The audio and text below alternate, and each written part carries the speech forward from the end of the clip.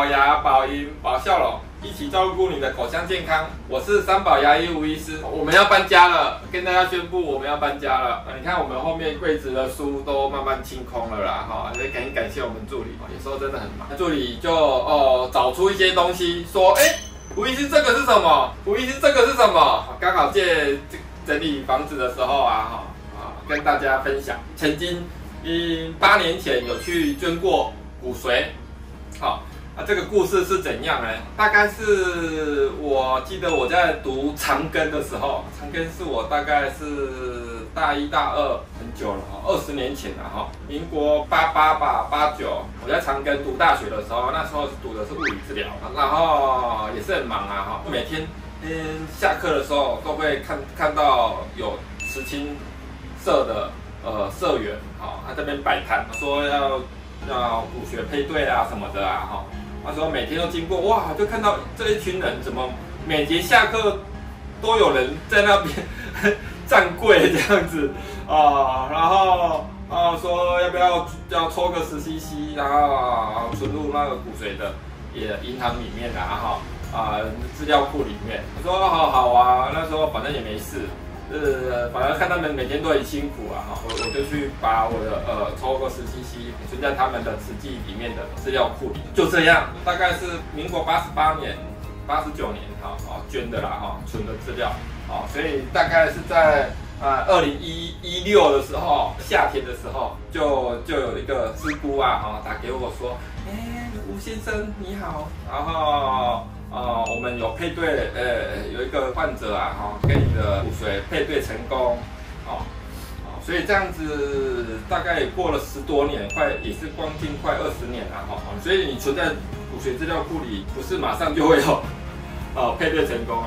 当然经过这几十年，看到有患者跟我配对成功就是有血癌这样子的患者，然后问我有没有意愿想要捐赠骨髓那时候刚好是我是2015开这间金阳牙医所以那时候也才刚创业第1年事实上很多贷款要缴很辛苦每天也是早午晚3诊都在看诊所以你说你要叫我花时间，因为这个事情你要花很多时间因为你要抽自己的时间。如果你配对成功第一个他会请慈济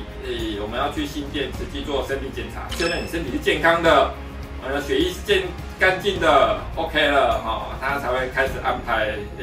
手术的时间所以要做身体检查，身体检查这一关要先过了之后才会安排你是一个合格的捐赠者之后这些师姑就会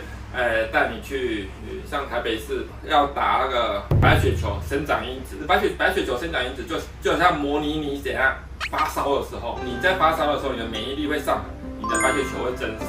就以前我们生理的时候就读过，白血球产生暂时性的生理球白血球会增生，它就是利用收集这些白血球，然后收集给患者这样子，大概连续5周去打那个白血球生长因子所以我们要利用除了看一整天，还要利用中午休诊的时候赶快去他们合作的诊所去施打那个生长因子，然后再回来赶快上班。所以那时候真的很辛苦那时候也是有一度挣扎说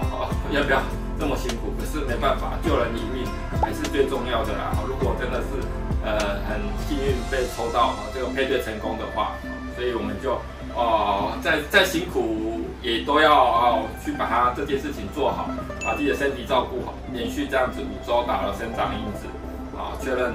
抽血验报告没有问题，然后师姑就会安排带我们去那个花莲的安排去那边住，然后我们全家那时候我就是第一个小孩，也是跟我们一起去慈济这边有照片大家可以看，去捐这个骨髓这样子。大概捐骨髓有2种一个是手术性的，手术性就是取髋骨这些大骨头的骨髓去捐那现在如果你可以打生长因子那我们就可以取周边的动脉血就要请麻醉科医师抽动脉血打针，然后把血液抽到一个离心机里面，把里面的白血球离心出来这个时间就会比较辛苦一点，因为要连续离7、8个小时因为把你的白血球全部抽出来，离心离出来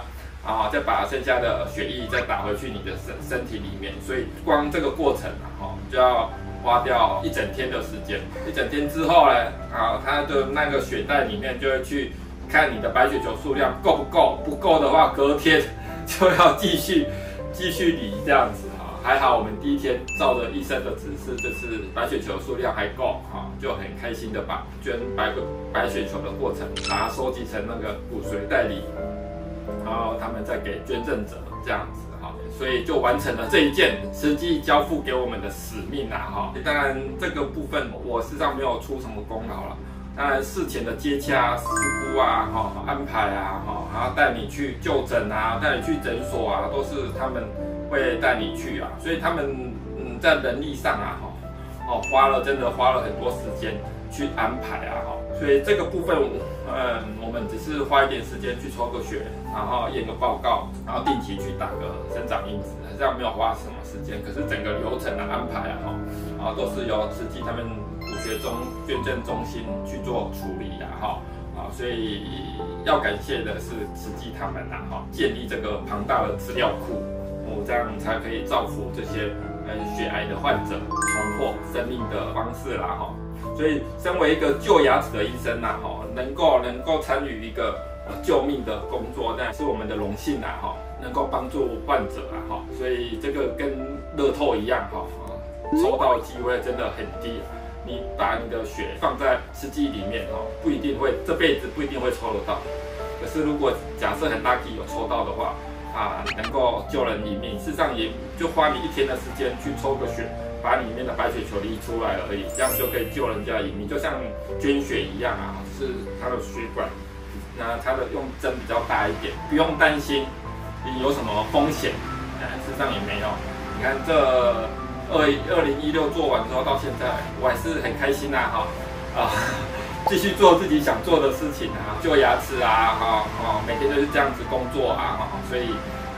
刚好今天是台风天，我们还是有上班今天是几号？10月31号今天是10月31号，我们还是有上班所以刚好很接近刚好离2016年11月3号我们捐骨血的那一天刚好满8年当然我不知道这个患者怎么了可是这时间他有写过2张卡片给我这个我就不要念了这个我们放在影片里面分享给大家，如果怕念的时候真的会想哭一个是2年一个是5年，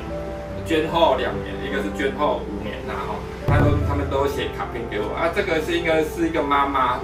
受捐者应该是一个妈妈，她有一个小孩子所以小孩子还会写那个谢谢你救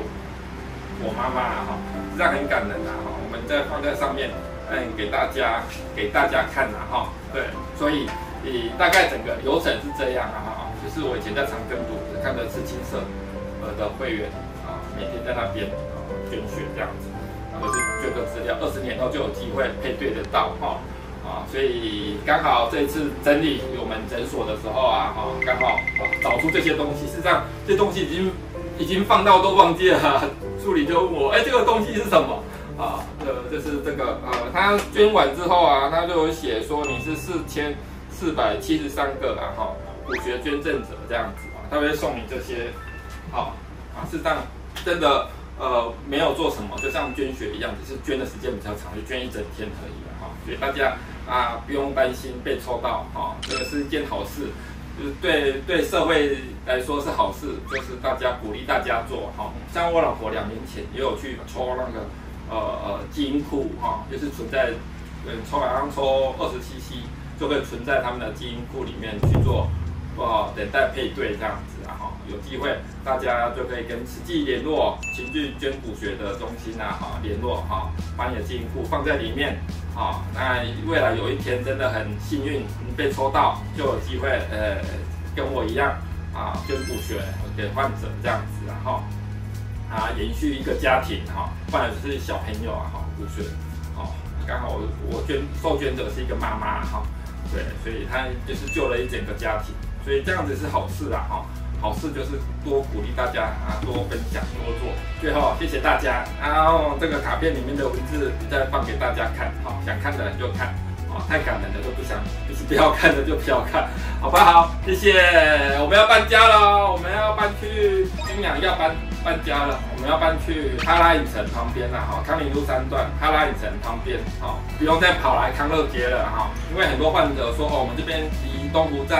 捷运站比较远一点所以我们后来移到外面去方便一些坐捷运的患者能够更方便，那边停车也好方便有哈拉影城可以停，对面有东湖的什么大停车场，一整栋的大停车场可以停。之后我们再做一个开箱新诊所的影片给大家分享。最后谢谢大家帮我们按赞、订阅跟分享拜拜。Dear 大恩人，还记得2年前得知自己很幸运地配对到适合的骨髓，我们一家人都非常开心。是你把我从原本绝望的谷底拉了上来。其实中间也很害怕您会突然反悔而拒绝捐赠，因为我知道要做出这个决定真的需要一些勇气。真的感谢您的无私与大爱，救了我的生命。2018年11月5号是我重生2周年的日子，谢谢您把自己的身体照顾得这么好。接受您的骨髓后，我原本有过敏性鼻炎的问题，移植后改善了许多，而且身体也没有太多的排斥反应。很快的移植完后1年，我就可以返回工作岗位了。真的谢谢你，祝福您事事顺心，平安健康。谢谢你救了我妈妈。Dear 生命中的大恩人，您好，我是5年前接受您干细胞的受赠者，真的感谢您的大爱，让我现在还能健康的活着，陪着我的孩子成长，让我不缺席孩子的每一个重要时刻。这5年来都在期待能有一天能当面与您说声感谢，希望可以透过慈济相见欢能与您见面哦。康乐街这里我们已经经营了10年了从我没有小孩子到有生3个小孩子，所以养育了我的3个小孩子，